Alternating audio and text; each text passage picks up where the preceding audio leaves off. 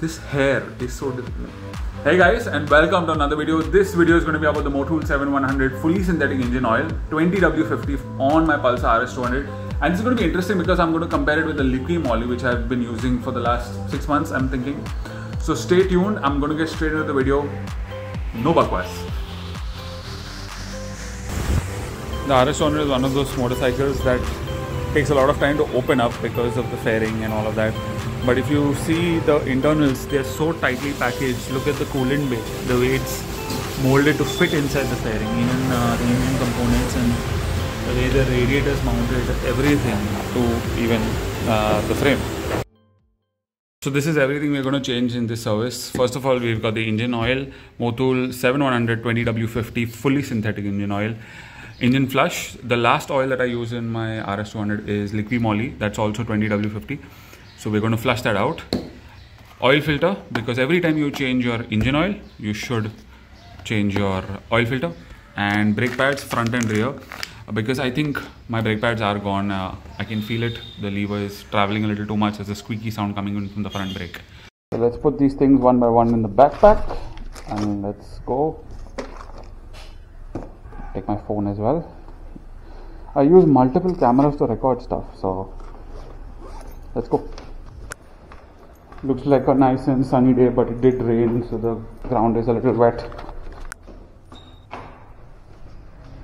Hello my cutie pie, my beauty. Let's go.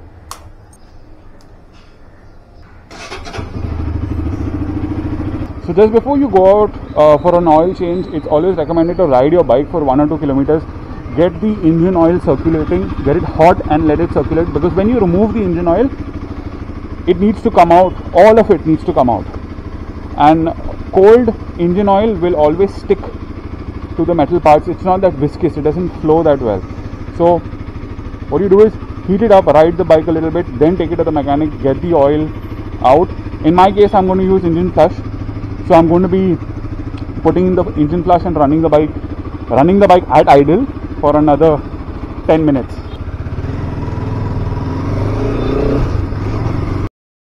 So we are putting in the engine flush right now.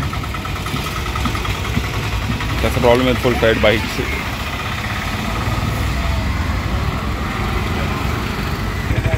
So now I'm going to run the bike on idle.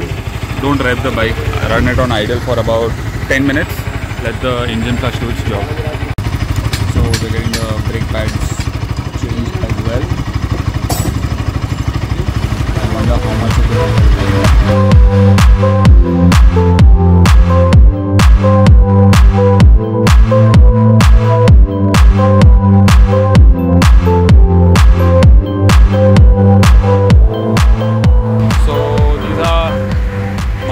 And I was wrong, they are not worn out. You can see there's so much left, but I had a squeaky sound from my brakes and the feel felt wrong, so I just got them changed now. And the brake pads are cheap, so changing it doesn't really matter as much.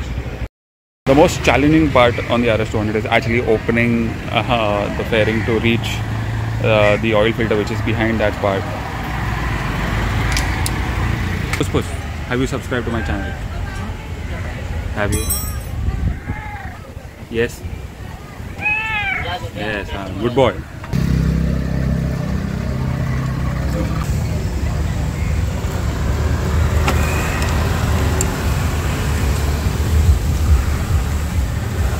It's also very important when you change your engine oil. You can look at the...